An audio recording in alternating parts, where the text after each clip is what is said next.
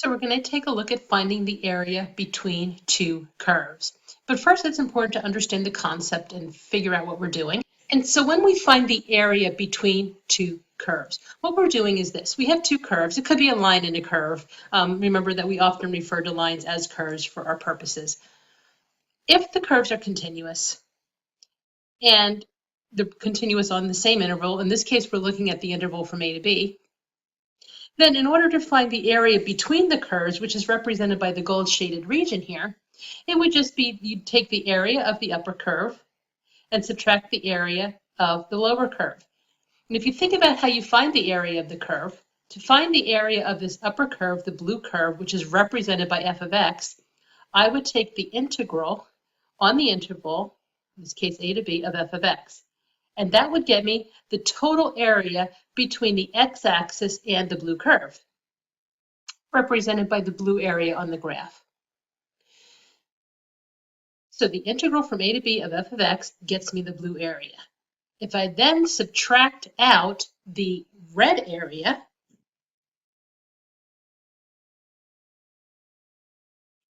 that's the area on the integral, on the interval from a to b,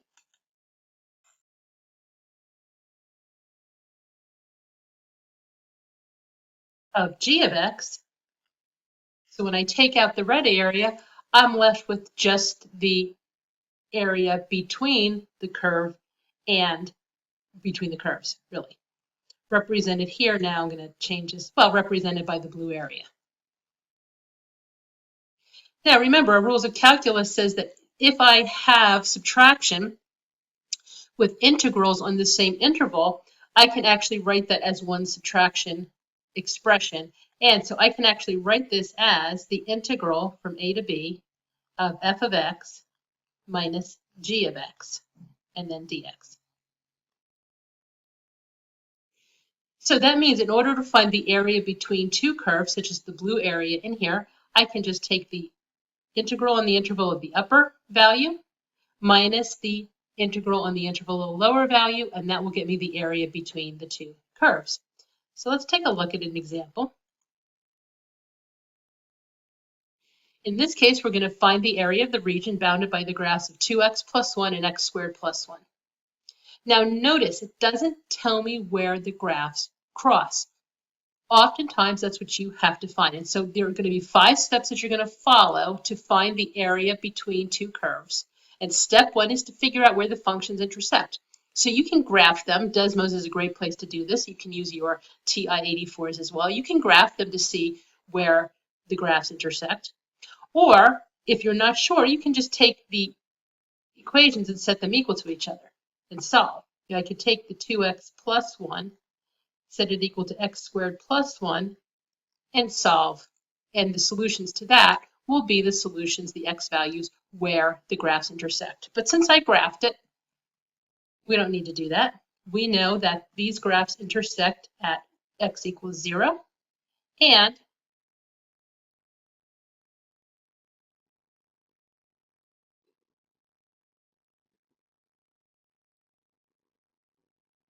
x equals 2. So those are going to be our left and right bounds. So we determine where the graphs intersect. That gets us our left and right bounds. We write the integral using the format upper function minus lower function. So I have to actually figure out which is the upper function and which is the lower function. And you do that by looking at the graph. The one that's above the other one is the upper function. So that's 2x plus 1. The one that's below the other one is the lower function, and that's my x squared plus 1.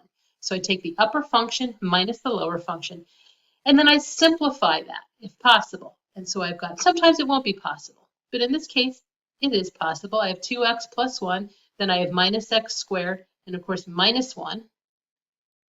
And so when I simplify that, that becomes 2x minus x squared. And then I place the bounds on the interval.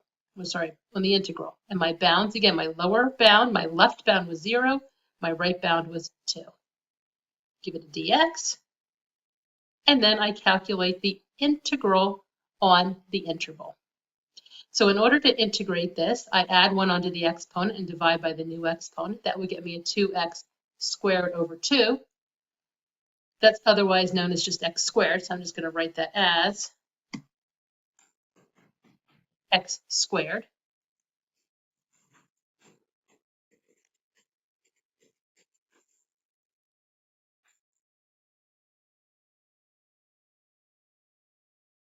Then I have x cubed over 3. And I'm evaluating that on the interval from 0 to 2. So I'm going to move this around so I have a little space to work. Actually, you know what? I think I can just, there, I just increased my screen size. And so now I'm going to evaluate the x squared minus x cubed over 3 by filling in, oh, plus c, almost forgot my plus c. There it is, plus c. And so I've got 2 squared minus 2 cubed over 3 plus c. And then I subtract from that the 0 squared minus 0 cubed over 3 plus c. And so that gets me 4 minus 8/3. Because here, these are all zeros, and then c minus c is 0. And so I just have the 4 minus 8/3. I'd have more 4 minus 8/3 minus 0, so just 4 minus 8/3. And so I'm going to write that 4 as 12/3, so I can have a common denominator. So I have 12/3 minus 8/3. That gets me an answer of 4/3. So the area between those curves has a value of 4/3 square units. Okay, let's take a look at another one. And for this one, I'm actually going to let you give it a try and pause the recording, try it, and try to get the correct answer of A, B, C, D, or E. So remember the 5 steps. Step 1 is to determine where the functions intersect. And so right here, I am not sure where the functions intersect. I know that one is 5x minus x squared and the other is y equals 2x. So because I know that y equals 2x is a line, I know that this is the y equals 2x, and I know that this curve is the 5x minus x squared. And since I don't feel like graphing them at Desmos, I'm just going to set them equal to each other, see where they cross. And so in order to solve this, I would add the x squared onto both sides and subtract the 5x from both sides and end up with x squared minus 5x. Oh, no, wait, minus 5x plus 2x. That would get me minus 3x.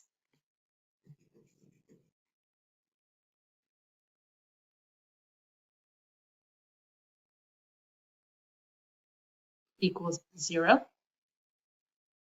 Then I would factor. There's a common factor that leaves me with x times x minus 3 when I factor out the common factor of x. And so I know either x equals 0 or x minus 3 equals 0, which means x equals 0 or x equals 3. So now I know this has an x value of 0. It doesn't really matter what the y value is. And this point has an x value of 3. And again, it doesn't really matter what the y value is. But I know that my bounds, my left bound is 0 and my right bound is 3. So I'm going to get rid of this work just so I have space now that I know what my bounds are.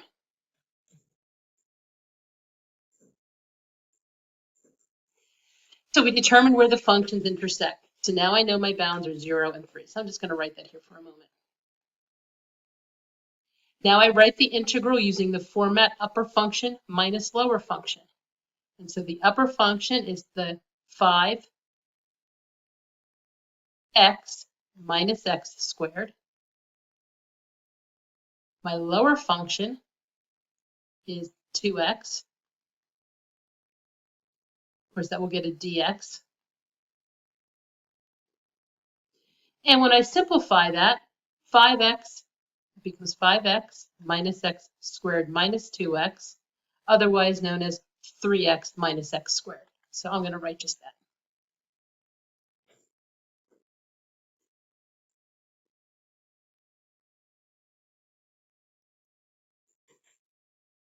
So the integral of 3x minus x squared dx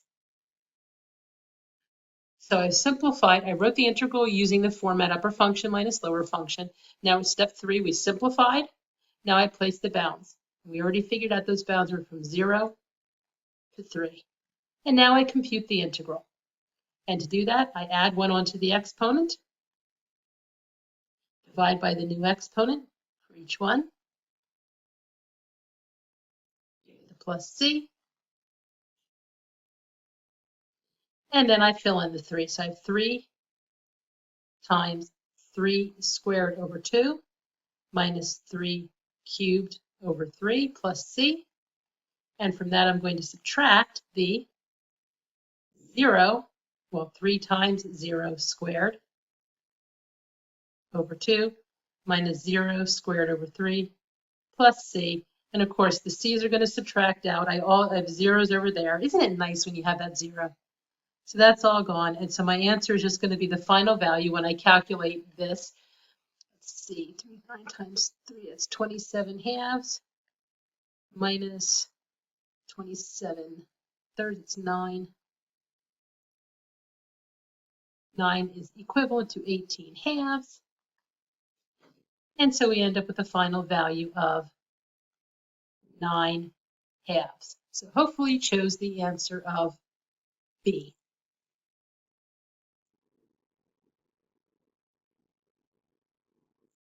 So let's look at the question 1 from the writing assignment, where you're supposed to find the area bounded by the curves y equals x squared and y equals the square root of x.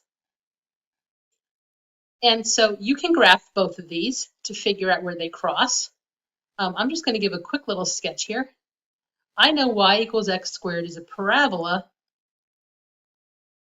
that looks like this. And I know y equals the square root of x is a curve that looks like this. So the area that I'm finding the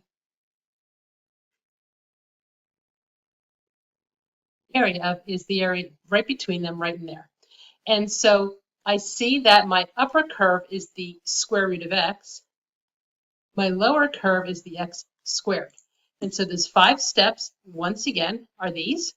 Determine the functions, determine where the functions intersect. And again, I said I don't feel like graphing these. We're going to do this algebraically.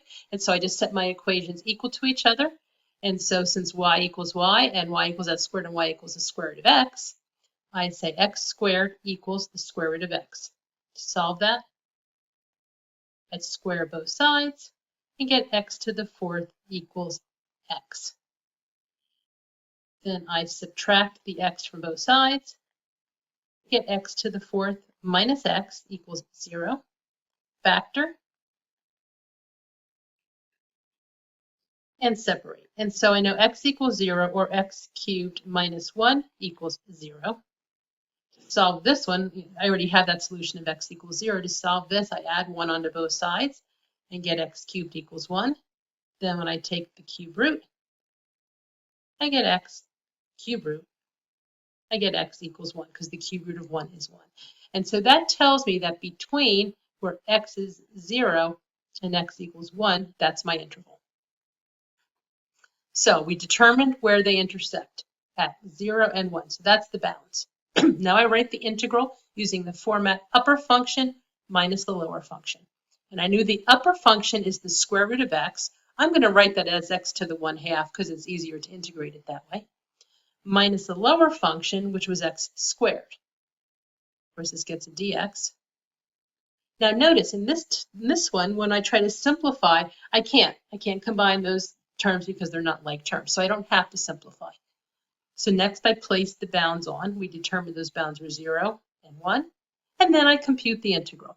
And in order to do that, I add 1 onto the exponent. Divide by the new exponent. Add 1 onto the exponent. Divide by the new exponent. And then evaluate on the interval from 0 to 1. And I've gone over with you, I've reviewed with you how to simplify that complex fraction. But since this is a writing assignment, I am going to let you finish this on your own. You've been doing this sort of work for a very long time now. You're all capable. But if you have questions, let me know.